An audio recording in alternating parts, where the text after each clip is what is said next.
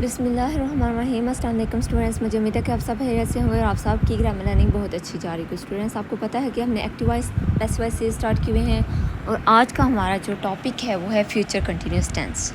Right, जब हम grammar में टेंसेस के अलावा कोई भी चीज़ करते हैं तो वो इंटरकनेक्ट हो जाती है टेंसेस के साथ। राइट, तो इसके लिए ज़रूरी है कि टेंसेस पर हमारी ग्रिप बहुत स्ट्रॉन्ग हो, हमारे सारे कॉन्सेप्ट क्लियर हों। इसीलिए हमने सबसे पहले टेंस सीरीज़ की थी और अब हम कर रहे हैं active voice passive voice series.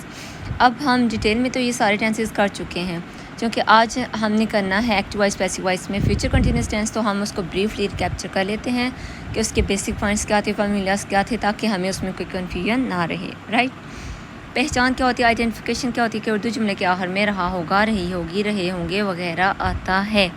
Right, कि जब उर्दू सेंटेंसेस के एंड पर रहा होगा, रही होगी, रहे होंगे वगैरह होगा तो हमें पता चल जाएगा कि जब हम इनको इंग्लिश में ट्रांसलेट करना है तो हमने कौन से टेंस में करना है। यस, हमने करना है फ्यूचर कंटिन्यूस टेंस में। उसके बाद है कि हेल्पिंग वर्ब्स कौन से यूज़ होते हैं फ्यूचर कंटिन्यूस टेंस में, विल बी और shall be. Form of verb कौन सी यूज़ होती है जी, first form of verb plus ING, जिसको हम क्या कह सकते हैं, V1 प्लस आईएनजी।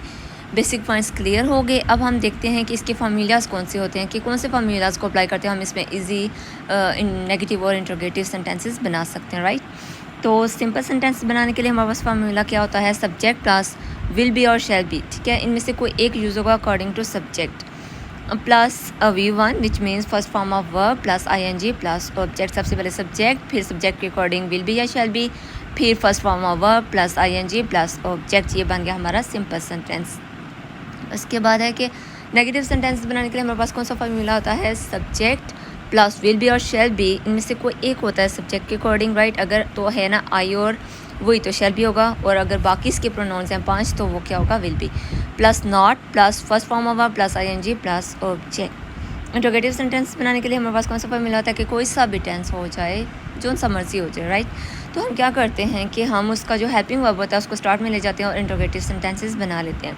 तो यहाँ पर हमारे पास विल बी और शैल बी है, तो अभी मैं दोनों लिखी हुई, लेकिन क्या होगा कि अकॉर्डिंग टू सब्जेक्ट सेंटेंस में आप एक ही यूज़ करोगे। राइट, विल बी और shall be plus subject plus first form of verb plus ING plus object. तो स्टूडेंट्स, यहाँ तक आपने इसके बेसिक पॉइंट्स फॉर्मूलाज को समझ लिया है। ठीक है, ब्रीफली हमने किया है।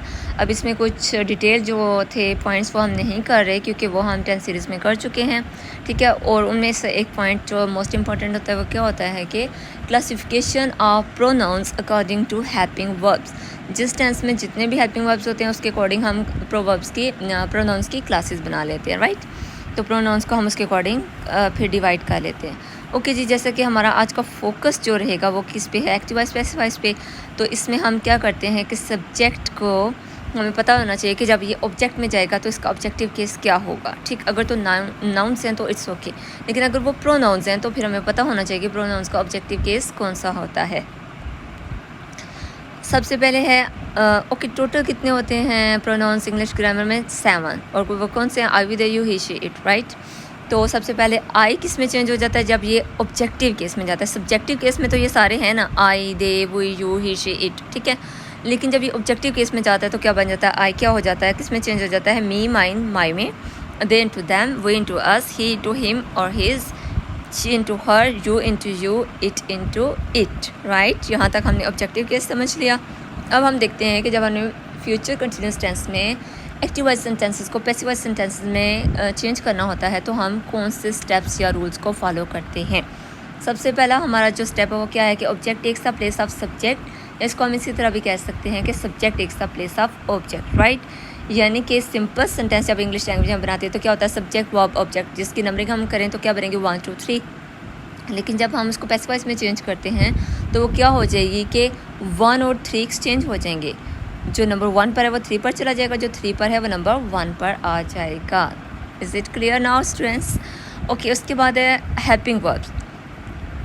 हेल्पिंग वर्ब जब एक्टिव वॉइस से पैसिव वॉइस में जाएंगे तो क्या हो जाएंगे, will be being, shall be being. Will be और शैल बी तो था ना, ऑटोमेटिकली पहले ही था, तो वो क्या था, अब क्या हो जाएगा, विल बी बीइंग और shall B being.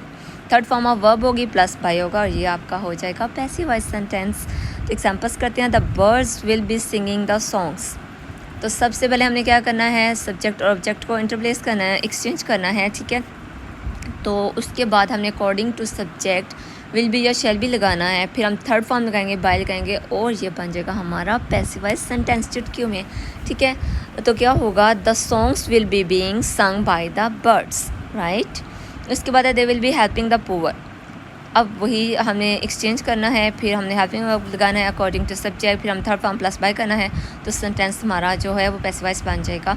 The poor will be being help by them, she will be cooking meal, meal will be being cooked by her, we shall be writing an essay will be being written by us. तो students आज के lecture में आपने समझ लिया कि जब हमारे पास फ्यूचर कंटिन्यूस सेंटेंस के टेंस के सेंटेंसेस होते हैं एक्टिव वॉइस और हमने उनको करना होता है चेंज पैसिव वॉइस में, तो हम उसको कैसे कौन से रूल्स स्टेप्स को फॉलो करते हुए चेंज करते हैं। बहुत इजी है, ठीक है, आपने बहुत सी प्रैक्टिस करनी है। क्यों भला? क्योंकि practice makes a man perfect, but done is better than perfect. Okay जी, अल्लाह हाफिज़।